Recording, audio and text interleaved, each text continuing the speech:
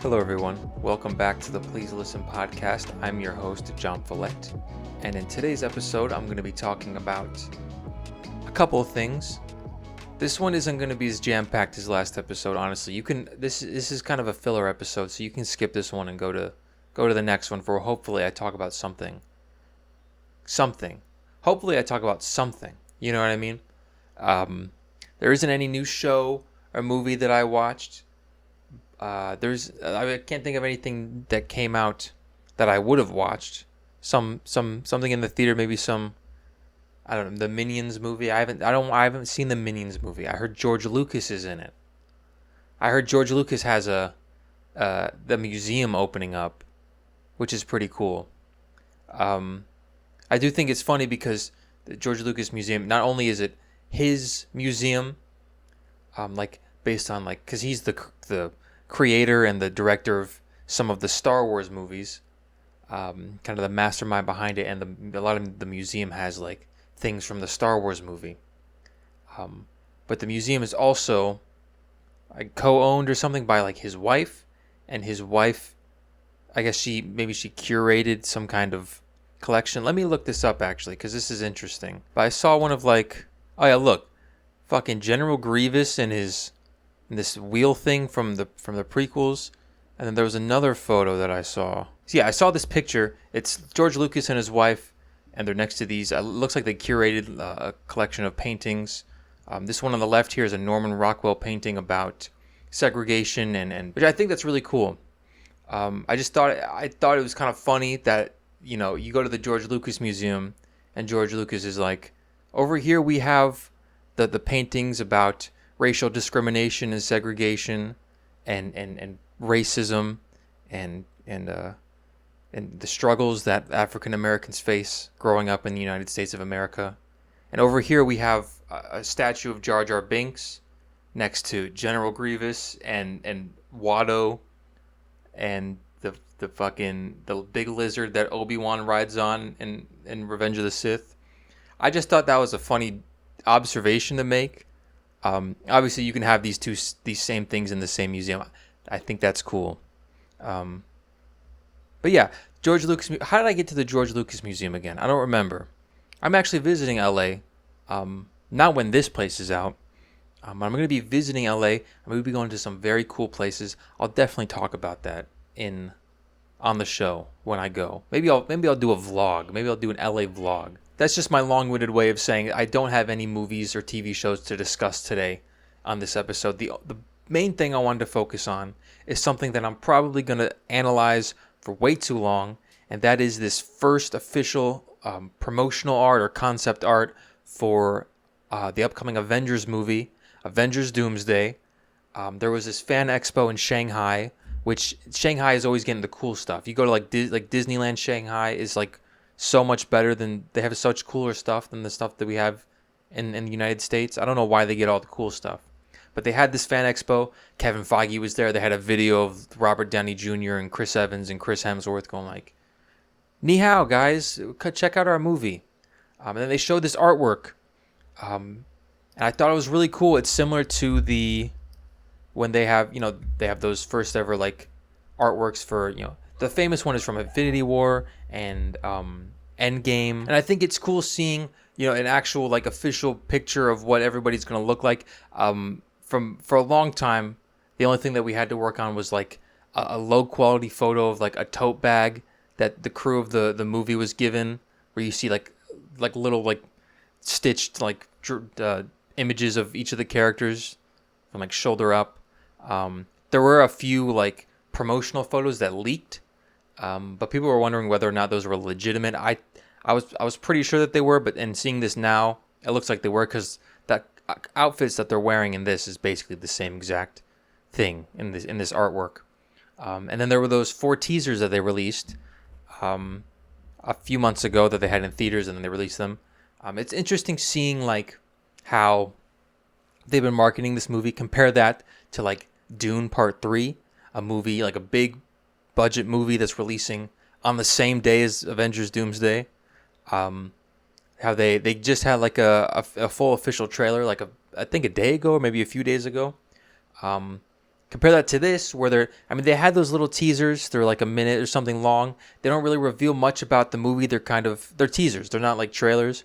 It's because they're very careful with how much they reveal about this movie, because they know that every little thing, every little detail about this movie that they reveal is gonna just spawn a million videos on YouTube and a million Reddit threads of people theorizing what's going to happen and being like, this detail matches this leaked thing, so that means that this must be true. And there's like leaked, like alleged whole leaked scripts and all this crazy stuff that goes on. So they have to be like, we just have to hold out until the very last second to reveal any details about this movie besides like who's in it. You know, they'll have the X-Men teaser, but they'll put like half a second of like a Sentinel stepping in the background where you can barely see it, and still people will be like, it's a Sentinel in the movie, and there's Sentinels in this, and then you got like leaked Lego sets coming out. I've been through this before with Infinity War, and especially Avengers Endgame, the crazy theories and how secretive they were with this. It seems, when it comes to the Legos, they were a lot less careful with the Lego sets of an Avengers Endgame, because if you look at those sets that came out, I was collecting Legos at this time leading up to Endgame. If you look at those Lego sets, they are nothing like what happens in the movie at all. The only thing really is the time travel suits that they wear. That's the only thing that's accurate to the movie. Besides that, I don't think a single thing in those sets happens in the movie. They did release one like after the movie that was like more accurate. They have since that the movie's out. But with these, you see the Lego leaks, and it looks like they're actually putting out, stuff that's in the movie this time, which is good. You see this poster, and it's a lot of the characters. I don't know what it is about my brain that just likes seeing the characters that I like from the movies that I like all together. But I love this poster. This is a good like background for my wallpaper for my my computer. And of course, if you go online, you got people hating on it, especially when it comes to modern Marvel stuff. You just got all these people coming out of the woodworks. You got a lot of people saying what has now become like the most tired and baseline observation, which is saying like, this looks like AI. This is AI slop. They made this with AI, which it's like, I agree that AI art is like ugly, and a lot of big companies use it for like their promotional material. But I don't that criticism has become so tired. I'm sick of hearing it. I'm sick of seeing it. When people talk about like a bad movie, they go, this feels like it was made with AI. Did AI write this script? It's like that. I don't know. It seems so. It's such like a basic, thoughtless thing to say. Like it's a very surface level jab to say this was made with AI. And I saw a comment. I have a few comments here that I saw. One of them, this one, Reedy Ricardo and the Woketastic 4. That one obviously is messed up. Senor Fantastico and Blacked in America, no thanks. Obviously making fun of how, it's only 95% white. He had to go after the 5% of the characters that aren't fully white, like Pedro Pascal. They have a big problem with that. Because it has to be 100%. You see this little corner here? See all these characters? Yeah, this kind of ruins the whiteness going on in this photo, so you have to call it out. It's becoming more and more of a parody of itself with every movie, and as someone who doesn't watch the movies, they look like they're going from a little corny to the whole field. So this guy knows that the Marvel movies are becoming a parody of themselves and becoming corny, but he doesn't watch the movies. So that is a person that I would trust. And then this last one, I thought this one was also funny, because he says, just sucks because the people like Andy Park would have made something better than this, but Disney just had to take their jobs for no reason. And this one is referring to an artist who worked for Marvel for a long time named Andy Park, and he made a lot of the popular promotional like concept art, the most popular concept art for like a lot of Marvel movies. I think he made that original Infinity War one, and he was recently fired from his job. Like Disney, they were doing massive layoffs, and they got rid of a lot of the art department for Disney, for the Marvel Studios. And so he was like, Andy Park, him being fired sucks because he could have made a much better art than this.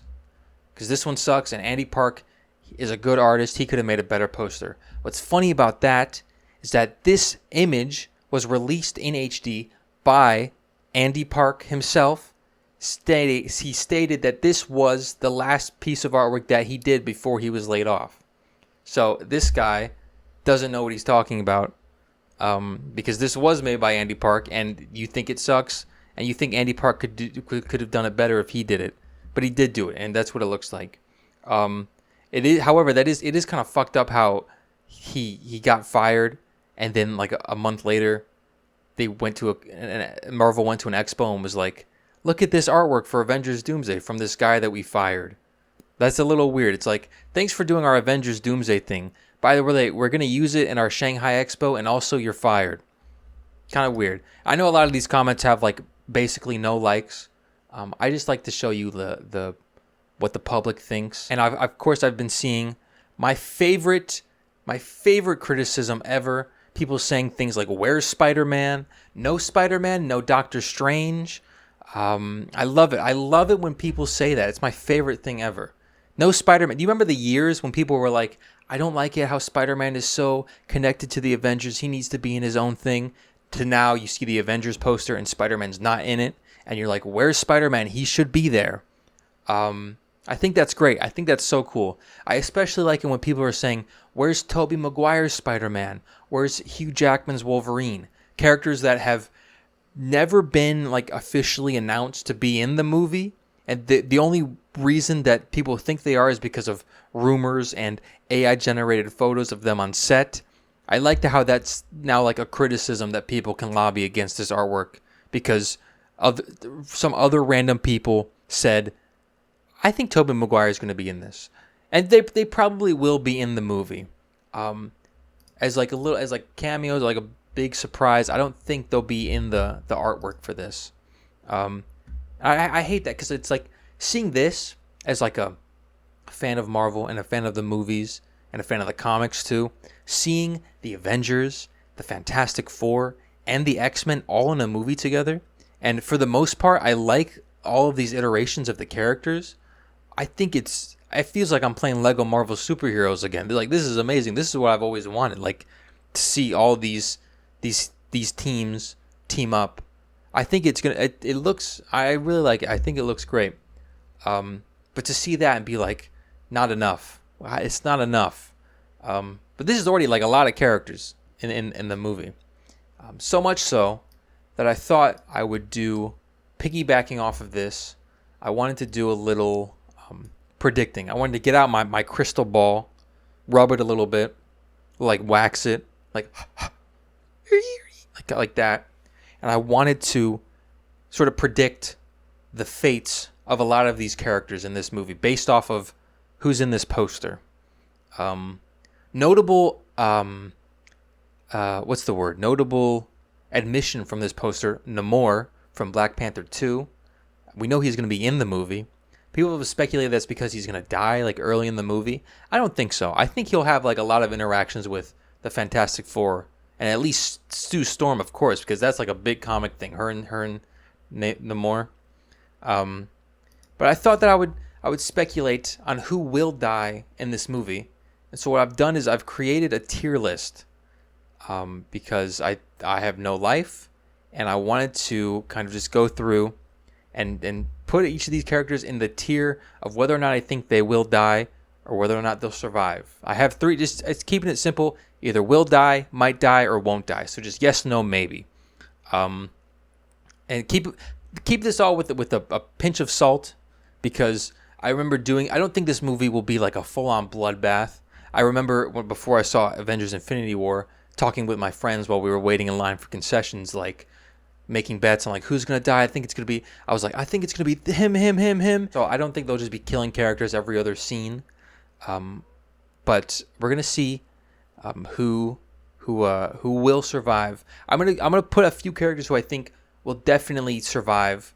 First being Steve Rogers. I don't think he's going to die because we know that he's he grows old. We see him in Endgame. He's old. This is the same version that went back in time when he comes back.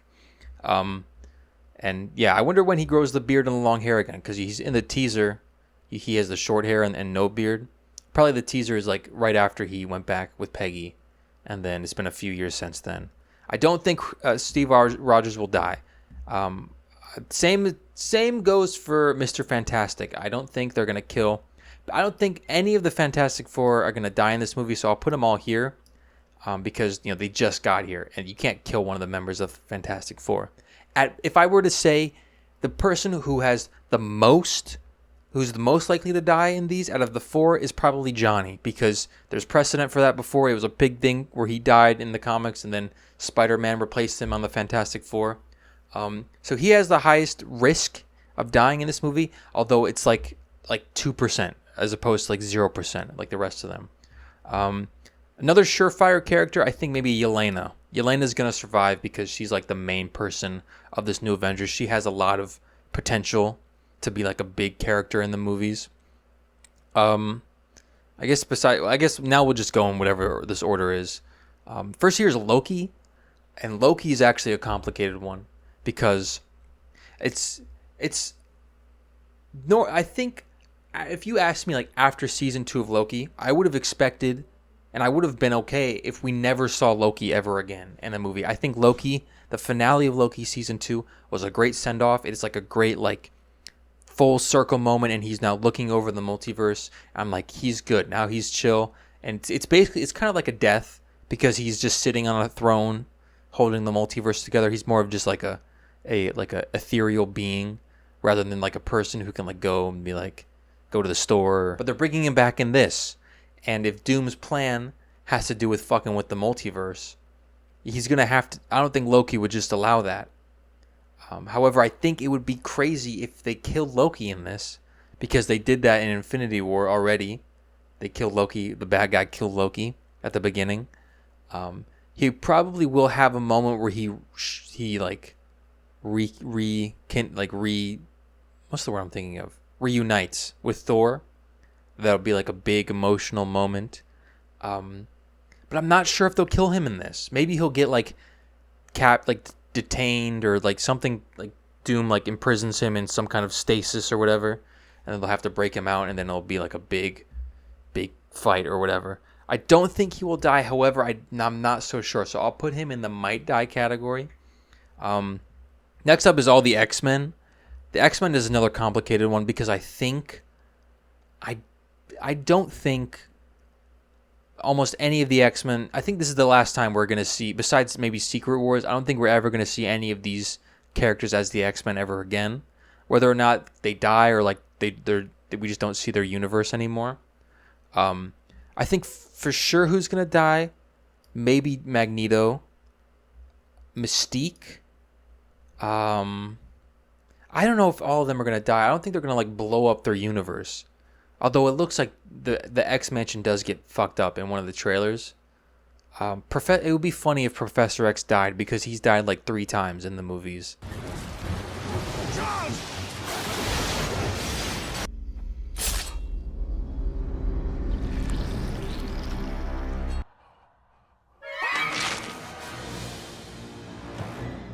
I'll tell you who I think won't die. Gambit. Because he only played Gambit he's only shown up in one movie beforehand, and it was like a new movie. I think Gambit, I don't know, I don't think he'll be the Gambit like after Secret Wars. I think maybe they'll either recast him or it'll be like a different universe version, but I don't think they'll kill him. Nightcrawler might die. Professor X, God, he's so old. They're all so old too, is the thing. So even if they don't die, like they will not show up ever again.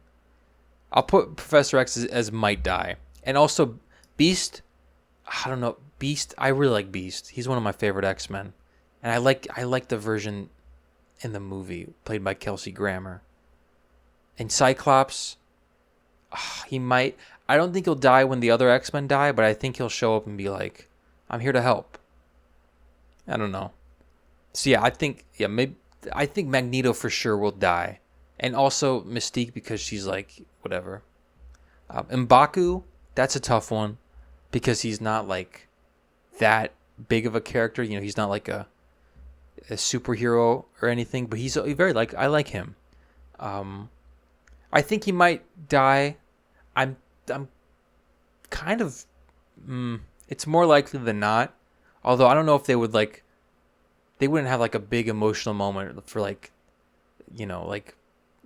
grieving M'Baku. I don't think they would want to stop the movie for that. So I'll put him in. I think he'll survive. Actually, I think M'Baku will survive, and also Shuri. They're not going to kill the last person in the T'Challa family. I think Shuri will stay alive.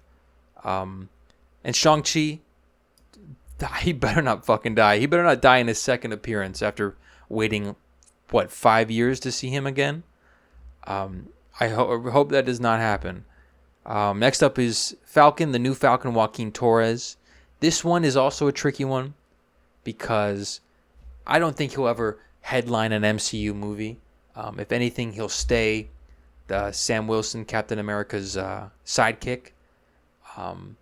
So I'd be like, he could die in this. The thing with that, though, is that in the Brave New World movie, there was a part where he gets badly injured, and Sam is like, you got to be more careful. You got to. If it's a responsibility to being a superhero, so you have to, are you going to take that responsibility? And because you really got to step your game up.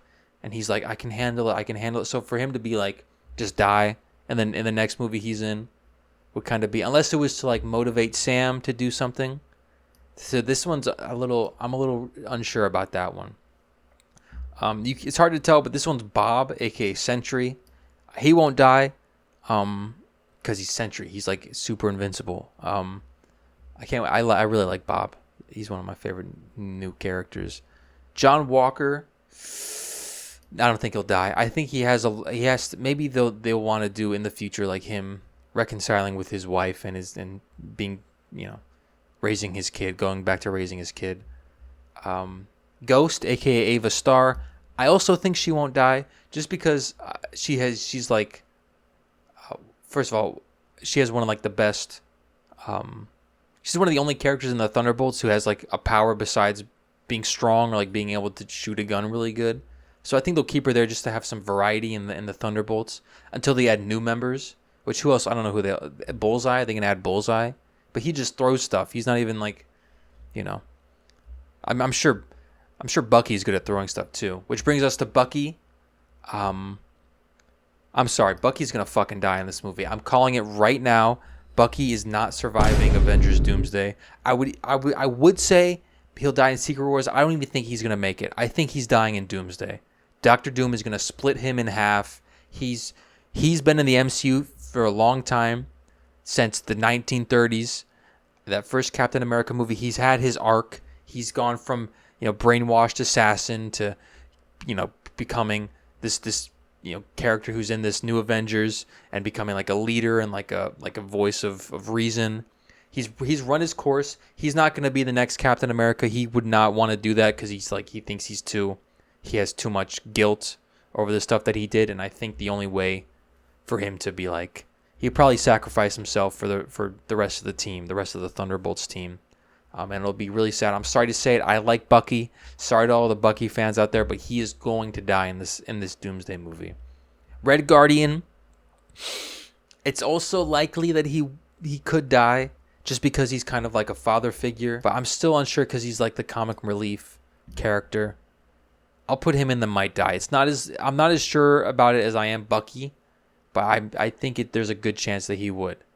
I mean, I've been wanting him to die since Black Widow. Not because I don't like the character, but because I feel like he needs to, what's the word? Reconcile or fuck it, I forget. Sam Wilson, Captain America, won't die because he's Captain America. They're not going to kill him in the next movie. Thor, that's another complicated one. Thor is another complicated one because he's been in the MCU for also a long time. One of the original Avengers. He's old. I mean, in the universe, he's 1,500 years old. However, I don't think they'll kill him in this. I don't think they'll kill him in this movie or in Secret Wars because I think they want to have one more Thor movie. I think they're going to have one more Thor movie where I think that'll be the send off to Thor. You have one more. After after Doomsday and Secret Wars, they're gonna have one more Thor movie that's gonna be like more. I think they want another chance after people didn't like the fourth one. I think they want to have one final one that's like more serious and more emotional as like a final send off to Thor. 5 movies. That's a good. That's good. It's a good way to 5 Avengers movies and 5 Thor movies. Like that's enough Thor. You know what I mean? So I think they'll wait. They'll have him. I don't know. His daughter will be like a little bit older, and then he'll die or go to Valhalla, or maybe he'll just retire as just like a king of some place, New Asgard or whatever. I don't think he'll die. Ant-Man, Scott Lang. I have his book. I'm a big fan of Scott Lang as an author. I have his book. I have not read a single page. It has pictures. I don't even know. Maybe I should Maybe I should review this. Let me know if you guys want me to review this book in a future episode. But Ant-Man dying in this movie, I'm not sure. Because he's been in the MCU not as long as the original Avengers, but he's kind of like an older, kind of a veteran now. He's a veteran now. He's been in a few Avengers movies now, and he had his own trilogy of movies. I don't know if they'll do a 4th Ant-Man because the last one did horribly, both critically and financially. I think this might be a send off to Ant-Man. One of these next Avengers movies. But I don't think he'll die. Actually, I don't think he'll die. I think he'll live happily with, Hope and Cassie and Hank and Janet. I think that he'll survive, but I think after these Avengers movies, he will retire and be not Ant-Man anymore. And that's the last of the Avengers that I have here. I have 3 in the for sure will die category: Magneto, Mystique, and Bucky, which I think that's a good amount. Because if I had like 10, 11, 12 people here, that would be too much. They would not just kill out half of the Avengers that show up in this movie. I thought that about Infinity War, but I think maybe they need maybe one more character like for sure dies. I'm looking at my might die section. I'm thinking, who could I move to the will die for sure? Beast? I don't know. Maybe I'm just biased because I like Beast. Maybe that's like maybe he'll die later in the movie. Joaquin is he's a good contender. I'm debating whether or not to put Alexei. I don't think they would kill 2 of the Thunderbolts in one movie. I want to have maybe one from each team. So you have some from X-Men, one from Thunderbolts, not any of the Fantastic Four. So one from the Avengers team, like the Sam Wilson's Avengers. So maybe Joaquin will die. Maybe he will. Besides that, you have Shang-Chi, definitely not. Maybe actually it might be M'Baku.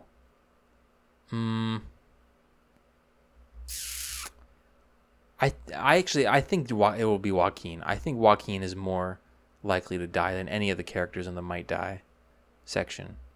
And that's my list. Thank you guys. This is my tier list. Let me know what you think of the characters that will die in this movie.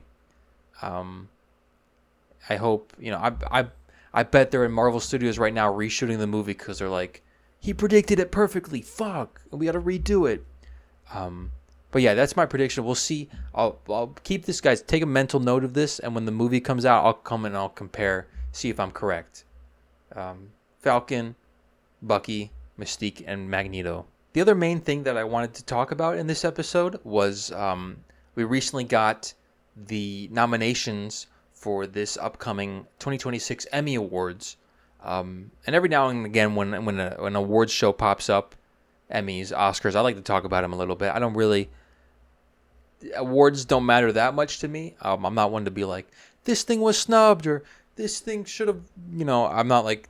Because I've talked about this before. Every time an awards show comes, everybody will be like, let's watch the awards show. Then it comes out and everybody's like, that's rigged. They don't know what they're talking about. And then next year they'll be like, let's watch this again. The nominations came out. I thought I would be. I mean, more and more, I've been watching like as the years go by. I've been watching more of the shows that get nominated for these categories, so I'm able to like have more of an informed opinion. Because usually I'm like, what are the nominations? Okay, this is the one thing that I've seen, so I want that to win. Actually, looking at these nominations, that is kind of the case here, because it's sort of just outstanding comedy series. The Bear is nominated for this category, which a lot of people have taken umbrage with, because calling The Bear just a comedy series. I mean, there's funny moments, but that is I think it's more of a drama, if anything, than a comedy.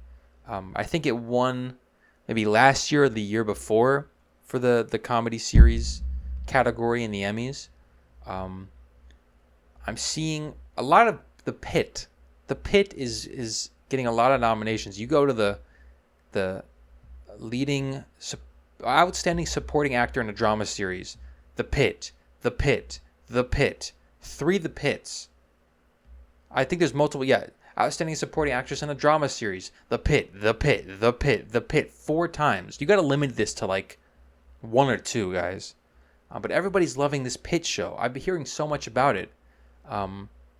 This must be like the most, like the best thing ever crafted by humans before, because I just see so much praise for it. And since it's something that's like that people love that I haven't seen, I instantly just like go like, I don't like it. That's how my brain works. If I see people raving about something and I personally haven't seen it, I go, you guys are annoying. I don't like it. It's bad, actually. I've done that for many things. But I'll probably watch it one day and I'll be like, I get it now, when it's like 10 years too late. One that I was surprised to see, that I was pleasantly surprised to see, outstanding lead actor in a comedy series, Yahya Abdul-Mateen II for Marvel's Wonder Man. And it's shocking seeing a Marvel show get nominated for this. And Wonder Man was a great show. Dude, these are just the fucking Pit Awards. Outstanding guest actor in a drama series, The Pit. Outstanding guest actress in a drama series, The Pit. A lot of Pluribus too. Okay, this is actually good, because the 2 of these shows that are nominated, both Pluribus and Wonder Man, were both shows that I'd wish I talked about on this show. Wonder Man, because I thought it was amazing. I really loved Wonder Man. That's another one I binged all in one day. Absolute breeze. And I thought it was it's very different from what you would expect from like a Marvel show, because it's barely any action. It's just like you're just following these characters. You got, Wonder Man, Simon Trevor? What the fuck? What's his name? Simon and Trevor. His name is Simon Williams. Sorry. And then Trevor from the Marvel, who's been Iron Man 3. And it's like about him wanting to be an actor, but he's also got superpowers. And I think it's really great. I thought it was a really well-made show. Like, also Pluribus, because it's just gonna sound stupid, me like praising the Marvel show, but then being like, Pluribus is kind of overrated, because it is. I remember watching Pluribus, and maybe now is not the time to get into it, but I remember watching Pluribus and just being bored out of my mind. And that's probably the most of the people's like biggest criticism of that show, just being like, there's such long spans of time where it's like, I don't care what's happening. I don't know why you're showing me this for such extended periods of time. I think a lot of the people who defend the show and who really love the show are kind of pretentious, and how they're like, oh, but you're getting bored because your mind has been fried by, social media and blah, blah, blah. It's like, no, I don't. I'm getting bored because the stuff that you're showing me is like, so it's like unnecessary. You're treating like I understand. Sorry, spoilers for Pluribus. I'm going to get a little bit into Pluribus right now. This is kind of that's another one that I'll do a year later retrospective on, about Pluribus. But the premise of that show is that it's kind of like it's like one of those things where it's like a hive mind, like controls like almost the entirety of Earth's population, and there's like 8 or 9 people left who aren't a part of the hive mind, and they all try and be like, you can voluntarily join us, but the main character doesn't want to, and there's like a few other characters who don't want to. A lot of the other characters who aren't part of the hive mind, they do want to, and we see some of them, willingly join the hive mind because they're like, we're all so happy here as part of the hive mind, except they have no individuality or like any. It's like that like kind of moral dilemma. It's like, do you lose your individuality to just join this like one conglomerate of people who are like, we're happy because we're all the same, we're all single-minded and we all share the same thoughts and feelings or whatever.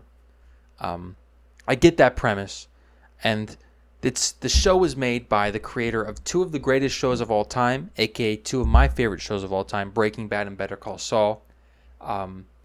And when you bring that up, people are like, you shouldn't compare this show, Pluribus, to the greatest show of all time. It's not a fair comparison. However, I would like every show that I watch to be the greatest show of all time, because I expect something good when I watch something. And what this show likes to do, Pluribus, as well as the other shows, Better Call Saul especially, is that they'll have long scenes of a character doing something where we don't necessarily know what it's for until later. Like we'll have, like in Better Call Saul, you have Mike, like, I don't know, he's building some contraption to foil the cartel's drug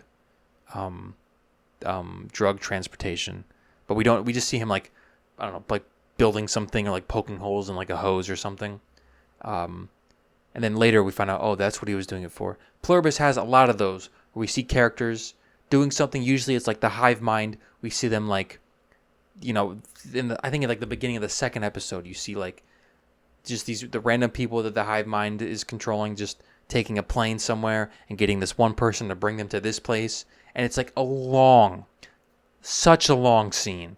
And the whole time I'm like, I don't know what the purpose of this is. And I know that's like meant to be like intriguing, but this show does it so much. And a lot of the times, like the payoff is not that interesting. And also part of the main character's conflict in the show is just like how boring life is when everybody is gone and they're all just like the same person and they're off doing whatever stuff, and you're just like in a neighborhood or in a city all by yourself, besides this one hive mind that can control multiple people. And it's like these scenes where it's like long drawn out of Carol, that's the main character's name, Carol, where these scenes where it's just Carol doing something for long periods of time, it's meant to be boring because you're meant to feel her frustration and how boring life is now. It's like, yeah, it's still boring. I get it the first time. You don't have to keep doing it. There's this one thing that they do where they have this voicemail that the hive mind creates with this one guy's voice. It's a guy from Better Call Saul. That's a little cameo. They're like it's a long voicemail. It's like blah blah blah. If you have questions, do this, and then beep the beep. And they have, every time she calls them, they keep in the voicemail. That it's probably like 30 seconds to a minute long voicemail. They keep it in every single time she calls them. She does it like maybe 10 times in the season, and they keep in that whole voicemail. And a lot of the time, Carol is just like, she dials the number and she's waiting for the voicemail, and she's just like fucking around in whatever place she's in, like fiddling with something. And I have to watch that. I have to watch that the whole time. I get it the first time. You can do it maybe 2 times, 3 times. You're doing it every single time.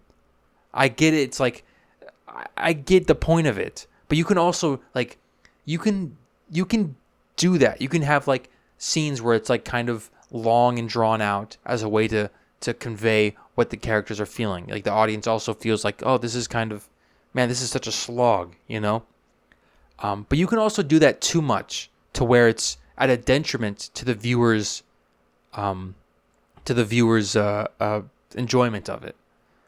And I like slow drawn out shows and movies. I like that. I like watching scenes of characters just living their lives. An example, the movie Columbus.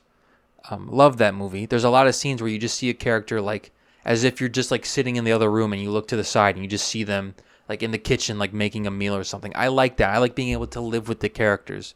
But for this, it really got on my nerves just because of how boring it was. And there are some good moments. I think Ray Seahorn, who plays the main character, is a great actress. I do think she does a little better as her character from Better Call Saul than she does in this. But I digress. I like the other guy, the guy from, I forget his name. I think he's nominated also. I know, we're looking at the Emmys. I forgot because I was hating on Pluribus. Carlos Manuel Vezga. I don't know how to say his last name. He plays what's the character's name? His character, he's from, I think he's one of the only other like survivors of the thing. Manusos, that's what he plays. He's great. He has a whole episode where he's like, kind of like more like, it's like he's like Indiana Jones if it was like more realistic, because he's like getting bit and like poisoned by animals in the forest or whatever. Pluribus, yeah. And they do, sorry, the last thing I wanted to say about it is that since they're a hive mind, it shows them all like, there's scenes where you see like all these random people that are controlled by the hive mind doing things in tandem. And the one example that I remember is they restock like an entire grocery store because Carol wants to shop there, and the store's empty, and she's like, I want to shop at this store. Can you make the store normal so I can go shopping? And then they have like all of these trucks show up, and they're all in perfect unison. The trucks driving and parking and taking the stuff out and stocking it. And it's another scene that goes on for so long. And the show does a lot of really cool stuff with the hive mind. However, there are a lot of times like that one where it's like, I get it. I've kind of seen this before. This isn't really groundbreaking. Like, you're driving cars in perfect unison. Like, that's great. But it's not that interesting to have a prolonged scene of it. Like, great. You choreographed all these actors to drive cars and walk in the same way at the same time. It's not that interesting to watch. I mentioned how last episode they were like, don't expect season 2 of Pluribus anytime soon. We're going to take a few years for that. I'm like, great, cool. Because the first season is like so much. It's meant to like set the stage. Like, that's another excuse that people have said for why this season is so slow. It's like, this is setting the stage for the premise. And now since I have to wait so long for the actual show to happen, other than the premise, great. That's amazing. Thanks, guys. Now, I wanted to do something on this show that I haven't done in a while. It's a beloved segment, and that is none other than I wanted to this episode. It's been a while since I've done it just because I've been, in this current iteration of the show, I didn't think it fit. But now I've found some videos that I think do fit the topic of movies and media, because these videos, the theme of this batch of videos, I just have a few, are young filmmakers, young aspiring filmmakers. That's the theme of this. And I'm not here to tear anyone I got my pen here because it makes me more sophisticated when I grade these for my class. No. But I'm not going to tear down young filmmakers, I'm just going to give some notes, some respectful, constructive criticism, because I've been there. I was a young filmmaker before, once. There was a time when I would try to make films. I remember when I was in middle school, I tried to make a series, like a short fan-made series about Kid Flash, the DC character Kid Flash, because I liked the Flash and I wanted to be Kid Flash because I was like 11 at the time. I couldn't be Adult Flash. I was smart enough to realize that I couldn't be Adult Flash. No visual effects were used. It was just me filming myself. I remember the only parts that I remember were me like pretending to be like hit by lightning, to be like, this is how I got my powers. And then I even got a friend of mine to film a scene. I would ask like friends like, can you help me with my Kid Flash fan series? And we filmed the scene at this like youth center that we would go to in the basketball court. I had my friend, I think he was Cyborg. I had my friend play Cyborg. He didn't wear any kind of costume. He was just, the good thing was he was black, so I wasn't whitewashing Cyborg, but he played Cyborg. I think those are the only parts that I remember. But I would be like, say this line. And I had like a script and everything, and I was like, say this line. I would have liked to still have that, but I got rid of it a long time ago. So I'm not going to hate, because I remember. This one's crazy because it's a fan film made by, independent amateur filmmakers. And It seems it's made on a pretty low budget. But what's special about this is that they actually are playing this in a theater. And so these videos are live theater reactions to the scenes in their movies. And so this first one, audience reaction to that one scene in HTTRTFC, which I guess is an acronym for whatever their movie's called. Spoilers. So if you haven't seen the movie, spoilers. And we all know that one scene.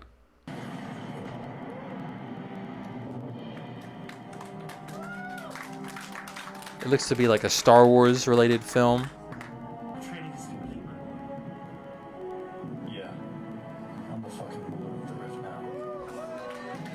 It's hard to tell what he's saying. The music's kind of loud, but the audience seems to be enjoying it. And that's the reaction. It's like Avengers Endgame levels of hype in that room. If you notice in this theater, the first zoom in when the guy with the lightsaber lands and he looks up, people clapping. They zoom in on the oldest lady I've ever seen in this theater, and she's like the first person to clap. She's so excited to see this character. And I'm like, damn, this must be a really great movie with like an amazing. This must have been like a great reveal with a lot of build up. I have another one too of a different scene to that scene. So there's that one scene and then there's also that scene. Spoilers.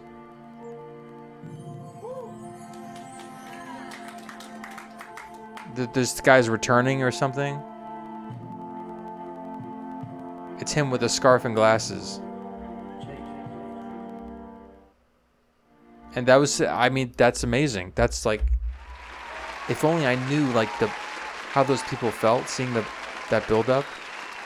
Man, to be there on opening night for that movie. And they have a lot of, I've seen many videos of this. Oh, you can see how he filmed it? This is like the setup I have right now. Wow. The music is probably going to get me copyright claimed. Another one. Oh, this is an action scene. The fight of the film.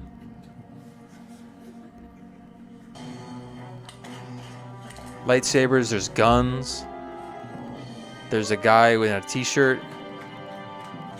These people are so excited. There's the police. There's a bulletproof superhero guys. We're dead. So dead. I need to know what is going on in this movie. So long, Slasher. Oh, and they're British too. No one tells me what to do now. Oh my god. I thought they were about to kiss. So that was another scene from the movie. Pretty impressive stuff. Oh, here. Okay, wait. Heir to the Rift, the final choice. World premiere. Full Q&A panel. Because I was confused as to. Because at first I was like, is this? Who is the audience for this movie? I see the super old people, and I'm like, is this? I'm just gonna talk while this clip of the CGI beast is playing. That's a good effect for kids. It looks like they have very low budget. Damn, the whole crowd's erupt. There's no sound, but I muted it. But you saw the whole crowd erupt for that part. You see, like you have like, I'm like, is this the family of the kids that made this? Because I'm like, maybe grandma, grandpa's there, friends, maybe like the brother, sister. They're like, come see our movie. We rented out this theater and we're going to play our fan film. And that's why they're clapping at every single moment. Which you don't have to do that. You can enjoy a movie without clapping every single second. But then they have a Q&A. They're doing like an actual Q&A where they're like, I read the script and then we had to rewrite this scene because of this. I don't know if this is... So maybe they're not their family. Maybe this is just poor audience. They're not poor, but like random audience members. They probably had a great time. That just saw, they were like, look at this. Oh, there's a film that's out for maybe a free showing. And they're like, I just need to go into this theater. Maybe they posted on Facebook like, free movie theater. I'm so intrigued as to what the story of these people in the seats. But they seem to have loved it, and I would like to see this. Maybe I should watch this whole thing and do a full-on review of it. This fan film. This amateur film. I say fan film because it looks like it's a Star Wars thing, but I don't know. Anyways, that's all I had to say for. I just thought that was an interesting little tidbit to explore. But yeah, that's all I have for this episode. Thank you all for listening. I hope you enjoyed that instance of doom scrolling. Hopefully there will be some more in the future, more amateur filmmakers that I'm going to give some notes. I didn't give any notes actually for that guy. Maybe your green screen effects. I'm the master of green screen, so I know a thing or two. Green screen effects could use some work. He'll use a little tweaking there, Do a good job separating the background from the foreground, making it blend together. I don't know what I'm talking about. My podcast looks like shit, but I own that, and I'm gonna play this in the theater actually. So if you're watching this in the theater, you can go home now. Just don't leave your popcorn on the floor. But yeah, thank you all for listening to this episode. I'll see you all next week when hopefully I get something more to talk about, so I don't have to talk about fucking one concept art photo for 30 minutes. Okay? Yeah, thank you all for listening. I'll see you guys next week. Goodbye.